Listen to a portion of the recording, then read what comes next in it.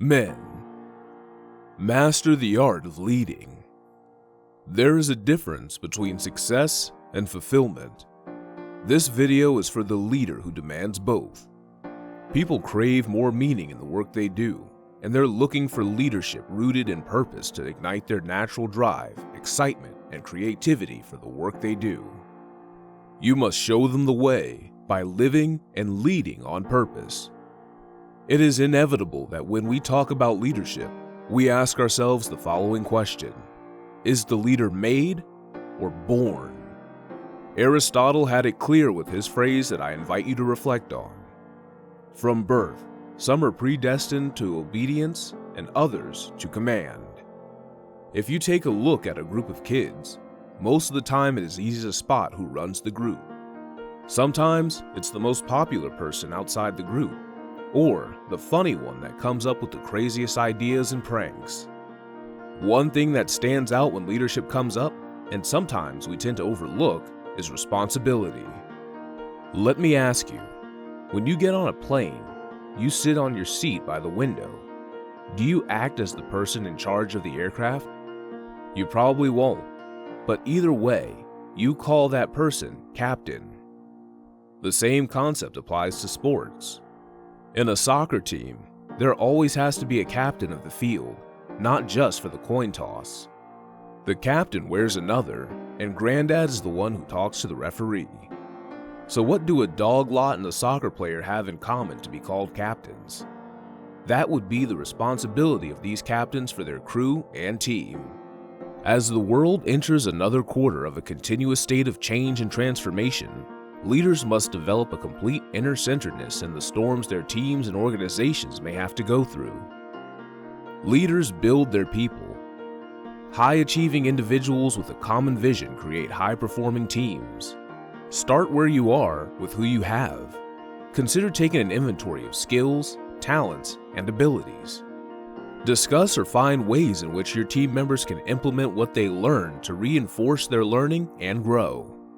Some leaders may be scared to grow their people for the fear of them leaving. Leading by example is what creates healthy bonds with who you're leading. If how you behave and what actions you take do not reflect what you say, you will not have any influence on anyone you are meant to lead. Everything in this life starts with a commitment. Commit to your own physical, emotional, spiritual, and mental well-being, to being your highest and best self and sharing that with others, and operating life from this space. It will take strong determination to follow through with this commitment over time and require you to truly be in tune with yourself to have the awareness of when things are off balance in any of these areas. Commitment is the start of being a conscious leader, one who is fully aware first and foremost of themselves, which allows them to have this level of awareness with others and how they run their business and make decisions. The world needs good leaders more than ever. It needs conscious leaders who can lead from a place of total awareness and well-being to prioritize the same values and commitment for their teams, customers, and organizations as a whole. Once you are committed, hold yourself accountable. Develop practices that prioritize these aspects of your life. While it's hard to let others down, the hardest person to let down is ourselves. It's when we experience the highest levels of disappointment and dissatisfaction, when we remain accountable to ourselves and take full responsibility for our actions, emotions, and way of being. We also remove relying on anything outside of ourselves to make us feel whole or happy. We ultimately come to the realization that we hold the key to reaching our highest potential. It's easy to have high expectations of others, but we must hold ourselves to those same standards first. We cannot expect from others what we are not willing to do ourselves. Many leaders are feeling an overwhelming level of pressure as they ride the waves of this pandemic worldwide and are challenged to lead their teams virtually. In this environment, it's easy to lose sight of the interdependence and connection of the team and organization as a whole. More than ever, it's critical the overall well-being of the leader and team is prioritized to navigate and get through these stormy times. It requires the commitment and accountability of each individual. Leaders embodying personal leadership will help their teams feel this shared sense of responsibility and accountability. To go back to my earlier metaphor, together on the rope team, there is a commitment to show up fully prepared and responsible first for yourself and the team as a whole. Building an understanding that you are each other's lifeline, and if one of you stumbles, there is a full awareness to pick up the slack and carry on, not letting each other fall. It opens the doors to responsive versus reactive, fostering a culture of continuous growth. It encourages change from the inside out, knowing all we can control is ourselves and a willingness to show up fully for ourselves and our team. For instance, share stories of how you became a more decisive leader, dealt with uncertainty, and developed interpersonal relationships.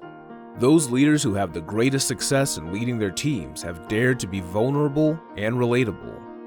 These leaders do not see themselves as better than anyone else. They feel like they are working alongside the team. They ensure all team members know how important their role is to the functioning of the team and the system. Being a great leader in the world is an inside job. It comes within. It's so simple to realize, yet a challenge to embody the fact that being a leader is not about the people you lead. It's all about how much you dare to look in the mirror and see yourself being a great leader of yourself. People are constantly changing, and we need to develop and improve our skills and qualities. But there are undoubtedly qualities that are innate and others that we must work on, but that does not mean that they are impossible to develop. Human beings can achieve whatever they set out to achieve. They will achieve it on their own with their competencies, skills, and available tools. It is very daring to believe that someone cannot achieve what he or she sets out to do. When people are making progress, they are happier and their performances are very high. Learn their communication style and how they like to receive feedback. Not everyone likes to be acknowledged or praised in public, for example. Discover what their goals and dreams are and see if there is any way to support them. When you discover this, you will understand what motivates them and can use this understanding to assign roles and projects. Individuals who are happy in their roles want to know that they are valued and do meaningful work. You may suggest learning opportunities such as books, courses, conferences, press stations, or webinars that they may attend. The art of developing and leading a high-performing team begins with connection and conversation. Whenever possible, spend some time talking with and taking a genuine interest in the individuals on your team. Each person comes with education, experiences, skills, talents, and abilities you can leverage. As you hone your leadership skills and speak with your team members, you will see the potential in them often before they do. You can help expose them to new opportunities. Businesses and organizations are constantly changing to meet demands, evolve, and grow. Change is progress. A great deal of change has to do with technology, processes, and tasks. However, the people side of change needs to be addressed. You need to ensure you are communicating what changes are occurring promptly and how they impact the team. Find out what they need to feel empowered to move through change. Change can come with gains and losses. Where there are people, there is emotion and pride in meaningful work. Although you may not be able to connect with your team for 20 minutes a day, it is important to check in with your team members on a regular one-on-one basis. During this time, you can receive an update on projects and assignments, discover what remains outstanding, and offer support and encouragement where they may need it.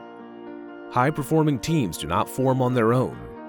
They are led by leaders who bring out the best in their people, utilizing their skills and abilities to the fullest. They validate and acknowledge growth and improvement with specific feedback to ensure that their people know they are valued and appreciated. True connection and trusted conversation are at the heart of the team.